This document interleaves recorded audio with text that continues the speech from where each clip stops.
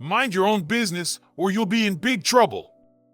Lena is an ordinary yet brave maid at the motel, filled with justice and compassion.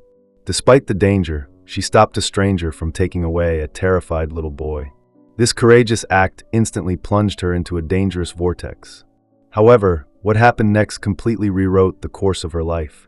Hey everyone, welcome to Worldly Whispers. Let's get started. The Starlight Motel, a tired-looking establishment on the outskirts of Orange Mound, Tennessee, stood as a silent witness to the comings and goings of countless travelers. Its two-story L-shaped structure, with faded paint and a flickering neon sign, was a far cry from the bustling motels of yesteryear. It was in this setting that Lena Morales, a 38-year-old maid, began her day as she had done countless times before. The first light of dawn was just beginning to break, painting the sky in soft hues of pink and gold, when Lena made her way down the worn corridor. The familiar smell of old carpet and disinfectant filled her nostrils as she pushed her cleaning cart along. Her hands were calloused from years of hard work, and her eyes had a tired but determined look. The Starlight Motel had seen better days, and Lena had seen more than her fair share of strange and weary guests pass through its doors. As she neared the end of the corridor, a movement outside caught her attention. Through the smudged window, she saw an old sedan pull into the parking lot. The headlights cut through the morning mist, and as the engine died, two figures emerged. A woman, looking haggard and worn out, and a young boy, dressed in pajamas that were a size too small. The woman's movements were jerky and uncoordinated as she retrieved a suitcase from the back seat. The boy, his eyes heavy with sleep, clung to his mother's hand. Lena knew that they would need to check in, so she abandoned her mop and made her way to the front desk. The ancient clock on the wall read 6:30 a.m. Far too early for the regular receptionist to be on duty. This was not an unusual situation for Lena, though. Over the years, she had become accustomed to handling these early morning arrivals. When the woman and child entered the lobby, the harsh fluorescent lights accentuated their exhaustion. The woman's eyes darted nervously around the shabby lobby as she approached the desk. "We need a room," she said in a voice barely above a whisper, "just for the night." Lena nodded and greeted them with a professional smile, although it felt strained even to her. She informed the woman that the room would cost $30 for the night, plus a $20 deposit. As Lena counted out the money and prepared the room key, she couldn't help but notice the boy's drooping eyelids and the way he swayed slightly on his feet. The woman, too, looked like she was running on fumes, with dark circles prominent under her eyes. "You'll be in room 12, Lena said, handing over the key. "If you'll follow me, I'll show you to your room." The trio made their way down the corridor in silence. Lena could feel the weariness radiating from both mother and child. She kept her explanation of the room's features brief as she ushered them inside. "The phone is here if you need to reach the front desk, just dial 0, she explained, gesturing to the ancient rotary phone on the nightstand. "Hot water is limited, so you might want to keep showers short. Check, out time is 11:00 a.m. tomorrow." The woman nodded absently, already placing the suitcase on the bed. Lena winced internally as she saw the luggage wheels leave a dark streak on the worn bedspread, but said nothing. The boy had already climbed onto the bed with his shoes on, his head sinking into the pillow. "If you need anything else, please don't hesitate to ask," Lena said, but the woman seemed barely to register her words. Taking this as her cue to leave, Lena quietly exited the room, closing the door behind her. On her way back to the reception area, Lena's mind wandered. She wondered about the story behind this small family. What had brought them to the Starlight Motel at such an early hour? But speculation was a dangerous game in a place like this, where many guests carried secrets they'd rather keep hidden. Just as she was about to resume her cleaning, she realized that she had forgotten to provide them with the TV remote and Wi-Fi information, both stored at the front desk. Sighing at her own forgetfulness, Lena retrieved the items and made her way back to room 12. She knocked softly on the door, but there was no response. She knocked again, a little louder this time, and called out, "Housekeeping, I have some items for you." After a moment, the door opened a crack and the woman's face appeared. Her expression was a mix of irritation and fatigue. "What?" she snapped. Taken aback by the harsh tone, Lena nevertheless maintained her professional demeanor. "I'm sorry to disturb you," she said, "but I forgot to give you the TV remote and Wi-Fi information earlier." The woman's eyes narrowed, but she reached out and snatched the items from Lena's hand. "Next time, leave them outside. Don't disturb us again," she growled and slammed the door in Lena's face. Stunned by the sudden hostility, Lena stood frozen for a moment. She had encountered rude guests before, but something about this interaction left her deeply unsettled. As she made her way back to her abandoned mop, the encounter played over and over in her mind. The woman's agitation, the boy's exhaustion, the late night arrival, all of it added up to a picture that didn't sit well with Lena. But in a place like the Starlight Motel, in a neighborhood like Orange Mound, unusual circumstances were more the rule than the exception. As the morning wore on, Lena tried to push her concerns aside and focus on her work. She had rooms to clean and a long day ahead of her. But a small part of her remained alert, listening for any sounds of distress from room 12. Little did she know that her instincts would soon prove to be right, and that the events of this morning were about to take a much darker turn. Lena, her mind still occupied with the odd happenings in room 12, made her way back to the front desk. At 8:00 a.m., Barry McKay, the day shift receptionist, arrived on his old bicycle. Barry, a lanky man in his mid-50s with a perpetual stubble, had been working at the Starlight Motel almost as long as Lena. He greeted Lena as he logged into the computer. "Morning, Lena. Anything unusual during the night shift?" Lena quickly informed Barry about the strange guests in room 12, including the arrival of the unknown man. "Barry, I'm really worried. Do you think we should call the police or Child Protective Services?"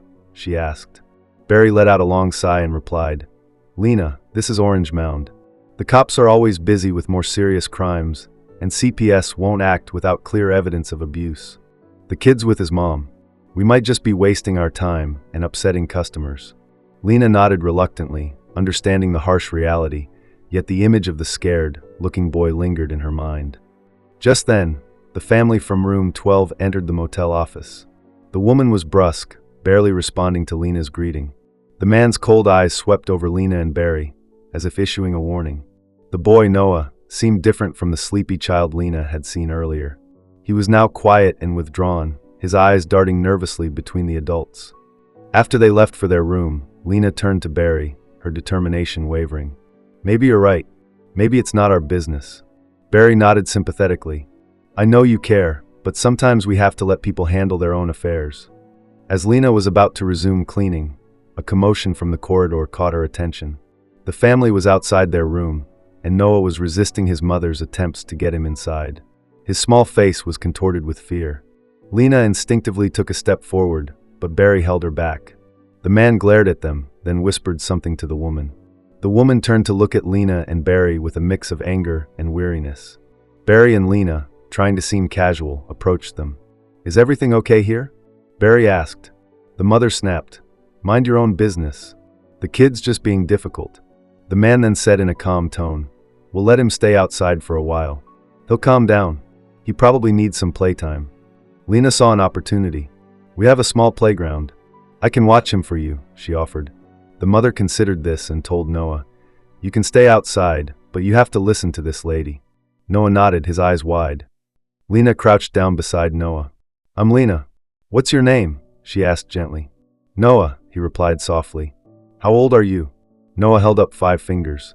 Lena then asked, "Noah, can you tell me why you don't want to go into the room?" Noah's shoulders tensed, and Lena quickly added, "It's okay if you don't want to talk about it." After a pause, Noah whispered, "It smells bad in there. I don't like it." Lena's heart ached for the boy. "I'm sorry it smells bad. Maybe you'll go to a nicer place soon," she said. Noah nodded and pushed the swing gently. Then he said, "I'm really hungry. Do you have any food?" Lena quickly said, "Sure. Wait here. I'll get you something from the canteen." As Lena rushed to the canteen, she kept glancing back at Noah. At the canteen, she ordered a grilled cheese sandwich. Just as she was about to pay, she saw Noah's mother approaching the playground. Torn, Lena hesitated. The canteen worker asked, "You still want the order?" Lena nodded. When Lena returned to the playground, Noah's mother was trying to take him back to the room. "I'm sorry. I left him to get him food because he was hungry," Lena explained. The mother was dismissive. "We don't need your help. Let's go, Noah." Noah looked dejected as he got off the swing. Lena offered to bring the sandwich to their room. The mother snapped, "Don't bother us." Lena persisted, "I can just leave it outside your door." The woman grunted and led Noah away. Lena watched them go, feeling uneasy. She went back to her cleaning tasks, but her mind was on Noah. When she finished her rounds, she retrieved the sandwich and headed to room 12. As she got close to the door, she heard muffled voices inside, Noah's whimpering and the adults' hushed conversations. It seemed they were discussing money. Lena hesitated outside the door, thinking about the drug paraphernalia she had found earlier and Barry's advice. But the thought of Noah in that situation made her knock softly. "I've left the sandwich outside on the table," she said. Just as she was about to walk away, the door to room 12 swung open. The man came out, gripping Noah's arm tightly. The mother was nowhere to be seen. They ignored the sandwich and headed straight for the exit. Lena's heart started pounding. She abandoned her cleaning cart and followed them. When they reached the car, Noah began to resist fiercely. "No, I don't want to go. I want my real daddy," he cried. The man, losing patience, roughly pushed Noah into the back seat. Noah's sobs turned into loud wails. Lena, realizing something was terribly wrong, ran towards the car. When she reached it, the car's engine roared to life. "Stop! Wait!" she shouted. The man rolled down the window, his face red with anger. "What do you want?" he snarled. Lena tried to keep her voice steady. "Is everything okay? Where's the boy's mother?" The man snapped. "None of your business. Get out of here." Lena, not willing to back down, wedged her hand in the window gap. "Please, let me talk to the boy. I just want to make sure he's okay." The man sneered. "You're crazy. Get your hand out or I'll break it." But Lena held her ground. She called out to Noah. "Sweetie, is this your daddy? Do you want to go with him?" Noah's response was immediate and heart-rending. "No, I want my real daddy. I want to go home." The man cursed and started the car. Lena had to quickly pull her hand back as the car lurched backward. As the car sped out of the parking lot, Lena saw the rear door of the car start to open slightly. Noah was struggling with the handle. The car stopped suddenly. Without hesitation, Lena started running towards the car, screaming for help. Lena's heart pounded in her chest as she sprinted towards the car, her eyes fixed on the struggling child in the back seat. The man in the driver's seat, his face contorted with fury, revved the engine, the sound echoing loudly in the quiet motel parking lot. Lena could hear Barry's footsteps pounding behind her as he too rushed to help. "Help! Somebody help! He's taking the boy." Lena's voice rang out, filled with desperation. Her lungs burned as she pushed herself harder, every fiber of her being focused on reaching Noah. The man inside the car seemed to panic even more at Lena's shouts. He fumbled with the gear shift, trying to speed away. Just as the car was about to lurch forward, Lena reached the rear door. She yanked it open with all her might, her hands gripping the cold metal handle tightly. Noah's terrified face greeted her, his eyes wide with a mix of fear and hope. Without a second thought, Lena reached in and pulled the boy out of the car, cradling him in her arms. "It's okay, sweetheart. You're safe now. I've got you," she murmured, her voice trembling with emotion. Noah clung to Lena, his small body shaking with sobs. The acrid smell of fear and unwashed skin filled Lena's nostrils, but she didn't care. She held him close, shielding him from the man in the car. The man let out a string of curses, his face red with anger as he realized his plan had been foiled. For a moment, Lena feared he might try to snatch Noah back, but then his eyes darted to Barry, who had just arrived and was already pulling out his cell phone. With a final snarl of frustration, the man slammed the car into gear and peeled away, tires screeching on the asphalt. Lena's mind was sharp enough in that moment to memorize the license plate number, TN783XYZ. She knew this piece of information could be crucial. "It's all right now," Lena said, stroking Noah's hair. "No one's going to hurt you." Barry jogged up, his face flushed from the unexpected exertion. "What the hell just happened?" he panted, his eyes wide with shock. Lena quickly filled him in on what she had witnessed, her words tumbling out in a rush. "We need to call the police, Barry. That man was trying to kidnap Noah. And his mother might still be in danger in the room," Lena insisted, her arms tightening protectively around the boy. Barry hesitated for a moment, his ingrained skepticism warring with the evidence before his eyes. "Shouldn't we check on the mother first? Make sure this isn't some kind of misunderstanding," he suggested. But Lena shook her head firmly. "Every second counts, Barry. We should have called the police earlier. That man could be long gone if we wait. Please call 911 now, or I will," she said, her voice filled with determination. Recognizing the urgency in Lena's voice, Barry nodded and dialed the emergency number. As he spoke to the dispatcher, Lena turned her attention back to Noah. She gently tilted his tear-stained face up to meet her gaze. "Are you all right, sweetheart? Does anything hurt?" she asked softly. Noah hiccuped, his lower lip trembling as he replied, "No." "That's a good sign, Noah. Can you tell me who that man was? The one in the car?" Lena asked. Noah's face crumpled, fresh tears welling in his eyes. "He said he was my new daddy, but I don't want a new daddy. I want my real daddy," he sobbed. Lena's heart clenched at the raw fear and confusion in the child's voice. "It's okay, Noah. You did the right thing. We're going to find your real daddy, I promise," she said, trying to soothe him. As she spoke, the wail of approaching sirens filled the air. Lena let out a breath she hadn't realized she'd been holding. Help was on the way. Barry ended his call and turned to Lena. "The police are on their way. They want us to stay put and keep the boy with us until they arrive," he said. Lena nodded, adjusting Noah to a more comfortable position on her hip. "What about his mother? She might still be in the room, tied up or hurt by the kidnapper," Lena said worriedly. "I'll go check," Barry offered, already moving towards the motel. "You stay here with the kid and keep him calm." Lena focused on soothing Noah as Barry hurried off. She hummed softly, rocking him gently, just like she had seen mothers do countless times. Despite the warmth of the morning sun, Noah was shivering in her arms. "It's going to be all right," she murmured, as much to herself as to Noah. "The police will be here soon, and we'll sort everything out." Noah's sobs had quieted to occasional sniffles, but his grip on Lena remained tight. Lena found herself wondering about Noah's life. What kind of circumstances had led to this terrifying moment? And where was his real father in all of this? The sound of the front door opening startled her. Barry emerged, his face grave.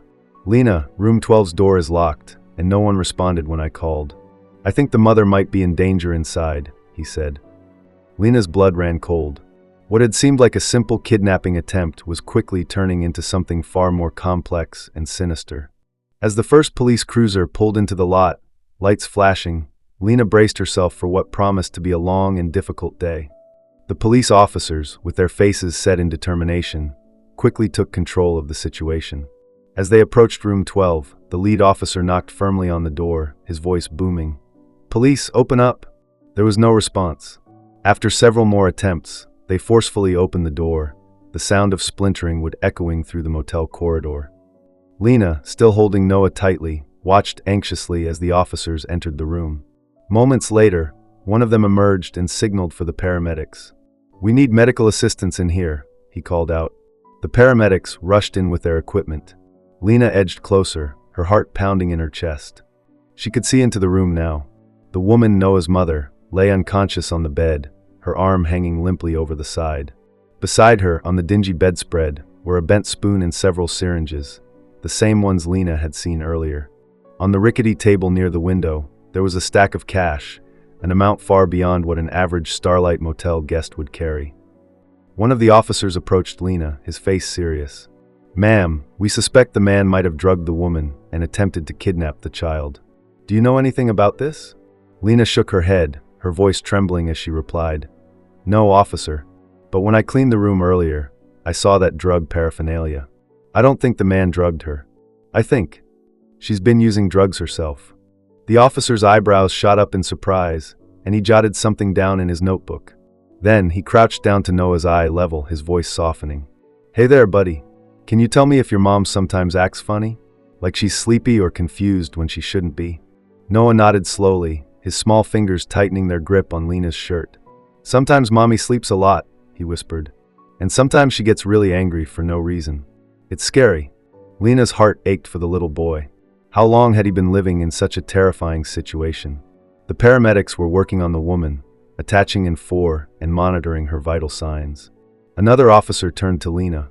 "Ma'am, can you tell me what exactly happened here?" Lena took a deep breath and recounted the events of the morning, from the strange arrival of Noah and his mother to the attempted abduction. As she spoke, she felt Noah's body tense in her arms.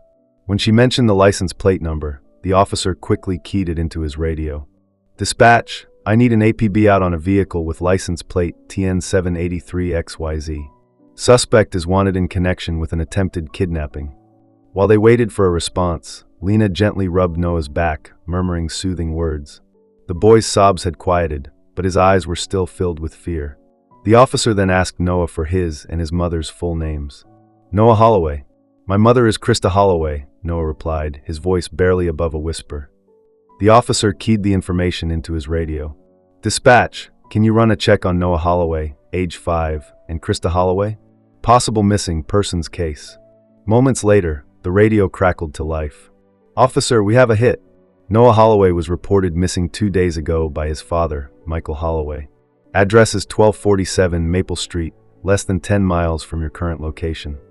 Lena felt a wave of relief wash over her. Did you hear that, Noah? They're going to contact your daddy. He's been looking for you. For the first time since the ordeal began, a glimmer of hope appeared in Noah's eyes. Really? Daddy's coming? He asked, his voice filled with longing. Just then, a commotion from inside the room caught their attention. The paramedics were wheeling Noah's mother out on a stretcher. Her eyes were dazed, and her movements were sluggish. Noah looked at his mother, his expression a mix of confusion and worry. "Mommy," he called out softly. The situation was becoming clearer, but Lena knew there was still a long way to go to fully understand what had happened and to ensure Noah's safety and well-being. As Noah's mother, Krista, was wheeled out on the stretcher, the air was thick with tension. The paramedics moved briskly, their focus on stabilizing her condition. Lena watched as the woman, her face pale and drawn, was loaded into the ambulance. Noah clung to Lena, his eyes fixed on his mother, a look of uncertainty clouding his features. The officer who had been questioning Lena turned to his colleagues. "We need to find out who that man is and what his connection to this family is. With the evidence of drugs and the attempted kidnapping, this is a serious case." He then turned back to Lena and Noah. "Ma'am, we'll need you both to come to the station to give formal statements. And we'll have someone from Child Services there to assess Noah's situation." Lena nodded, holding Noah closer. She could feel the boy's small body trembling slightly. "Of course, officer. Whatever we can do to help." Just then, a car screeched into the parking lot. A man leaped out, his eyes wild with worry. It was Michael Holloway, Noah's father. The moment he saw Noah, his face crumpled with relief. "Noah! Oh, thank God!" he cried, rushing towards them. Noah's eyes lit up, and he wriggled out of Lena's arms. "Daddy!" he shouted, running towards his father. Michael dropped to his knees and enveloped Noah in a tight embrace, tears streaming down his face. "I've been looking everywhere for you, son. I was so worried." Lena watched the emotional reunion with a lump in her throat. It was a moment of pure joy amidst the chaos. But the happiness was short-lived. Krista, who had regained some consciousness, saw Michael and Noah. "He's my son," she shouted, her voice slurred. "You can't take him from me." Michael glared at her, his anger evident. "What were you thinking, Krista? You put our son in danger. And now this mess." Just then, the radio crackled. "Suspect apprehended. Vehicle with license plate TN783XYZ intercepted on Highway 40. Suspect identified as Dale Mercer." The officers exchanged glances. One of them stepped forward. "Ma'am, Mr. Holloway, we have some more questions. It seems Dale Mercer has confessed that he was here to buy Noah, and Krista agreed to sell him for $2,000. Michael's face turned red with rage. "Is this true, Krista? You sold our son? For money?" Krista, still groggy from the drugs, remained silent, her eyes downcast. Michael turned to the officer. "I want her charged. She can't get away with this." The officer nodded. "We'll do everything we can, Mr. Holloway, and we'll make sure Noah is safe and taken care of." Lena stepped forward. "Officer, Noah needs proper clothes. There should be some in the suitcase in the room."